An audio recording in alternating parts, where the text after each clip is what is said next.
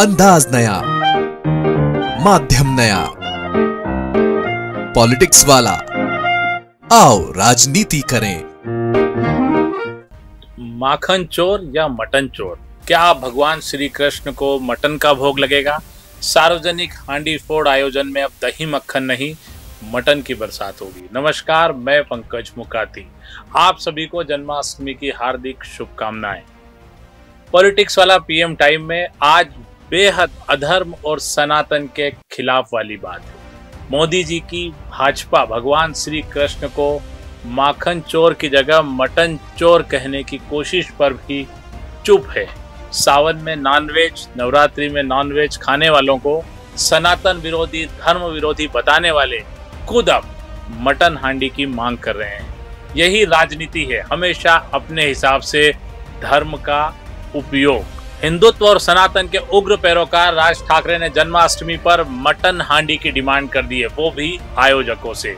दरअसल दही हांडी का न्योता लेकर गए आयोजक से राज ठाकरे ने कहा, मैं दही हांडी में नहीं जाता, मैं सिर्फ मटन हांडी के आमंत्रण स्वीकारता हूं। ये कैसी सोच? कौन सार्वजनिक आयोजन में मटन हांडी की डिमांड करता है? कितना मानसिक दिवालियापन है।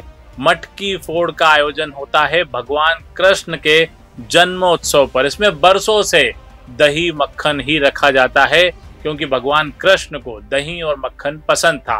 अब भगवान श्री कृष्ण मटन खाएंगे। राज ठाकरे के हिसाब से देखें तो भगवान कृष्ण को मटन भी दही मक्खन जैसा ही प्रिय रहा होगा। भाजपा और उनकी सनातन ब्रिगेड सावन पर तेजस्वी और दूसरे नेताओं के नॉनवेज खाने वाले फोटो जारी करके बवाल करती है, पर राज ठाकरे पर चुप है। कोई और ऐसा कहता तो उसको अब तक सनातन के अपमान के जुर्म में गिरफ्तार करके जेल भी भेज दिया जाता। पर क्या मजबूरी है राज ठाकरे पर खामोशी की? हमेशा भगवा का राह पलापने वाले राज ठाकरे हताशा में इतना नीचे गिर गए हैं कि गले में जिस भगवा गमछे को डालकर अपनी ठोकशाही चलाते हैं पूरे महाराष्ट्र में, उसका भी मान नहीं रख रहे हैं। दरअसल राज और उद्धव ठाकरे की राजनीति खत्म सी दिख रही है। दोनों साथ साथ आए मराठी भाषा के सम्मान के नाम पर। श्री कृष्ण की मटकी में मटन रखकर वे मराठा लाबी को खुश करने की कोशिश कर रहे हैं। उनकी दही हांडी से दूरी के मायने ये निकाले जा रहे हैं कि वे उत्तर भारतीयों और गुजरातियों से एक तरह से अलग दिखने की कोशिश कर रहे हैं। भगवान कृष्ण का जन्म उत्तर प्रदेश में हुआ, बड़े पैमाने पर महाराष्ट्र में उत्तर भारतीय भी मटकी फोड़ का आयोजन करते हैं। अब आप सोचिए, भगवान कृष्ण के जन्मदिन पर क्या मटन का प्रसाद बटेगा? क्योंकि दही हांडी में जो दही मक्खन होता है, वैसे ही दही हांडी से श्री कृष्ण को प्रसाद चढ़ता है, पंचामृत चढ़ता है, मक्खन मिश्री का भोग लगाया जाता है, वही प्रसाद के तौर पर भक्तों में बांटा जाता है। अब कृष्ण को राज ठाकरे के हिसाब से मटन का भोग लगेगा और वही भक्तों में प्रसाद के तौर पर वितरित भी किया जाएगा। क्या ये सब होने जा रहा है या राजनीति के नाम पर हम ये सब देखते रहेंगे? महाराष्ट्र में दही हांडी उत्सव, जैसा कि हम सब जानते हैं, बड़े ही धूमधाम और उत्साह के साथ मनाया जाता है। दही हांडी की प्रतियोगिता करवाने वाली समिति अपने यहाँ कई फिल्मी हस्तियों और राजनेताओं को आमंत्रित करती है। ये श्री कृष्ण के जन्मोत्सव का एक जश्न है। इस त्योहार की चमक दमक इन्हीं सब सेलिब्रिटीज के कारण और भी बढ़ जाती है।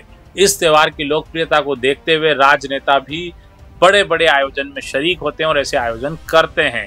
दही हांडी के पौराणिक महत्व की बात करें तो यह प्रकरण भगवान कृष्ण की बाल्यावस्था से जुड़ा हुआ है। भगवान कृष्ण को मक्खन बहुत पसंद था और वे घरों में चुपके से घुसकर अपनी मित्र मंडली के साथ सारा माखन चट कर जाते थे। इसी वजह से कृष्ण को माखन चोर कहकर भी बुलाया जाता था। दही हांडी कार्यक्रम का कार्यक्रम भगवान श्री कृष्ण यानी मुरलीधर की इसी लीला को समर्पित है। क्या हिंदू ऐसे राज ठाकरे को वोट देगा जो भगवान श्री कृष्ण को माखन चोर की बजाय मटन चोर कहलवाने की कोशिश कर रहा है? जो भगवान श्री कृष्ण की बाल लीलाओं पर जन्माष्टमी का पर्व मनाया जाता है, उसे ही बदलने की कोशिश कर रहा है? क्या वाकई मराठा और मराठियों को भगवान श्री कृष्ण की हांडी में मटन रखने का राज ठाकरे का यह आइडिया पसंद आएगा? क्या सार्वजनिक स्थल पर मटन का ऐसा प्रदर्शन कानून के दायरे में है? क्या वोट बैंक के लिए अब हिंदू ही हिंदू देवता का अपमान करेंगे और हम सब खामोशी से इसे देखेंगे, क्योंकि मामला वोट का है। आज के लिए इतना ही, फिर आपसे मुलाकात होगी। चैनल को लाइक और सब्सक्राइब करना न भूलें।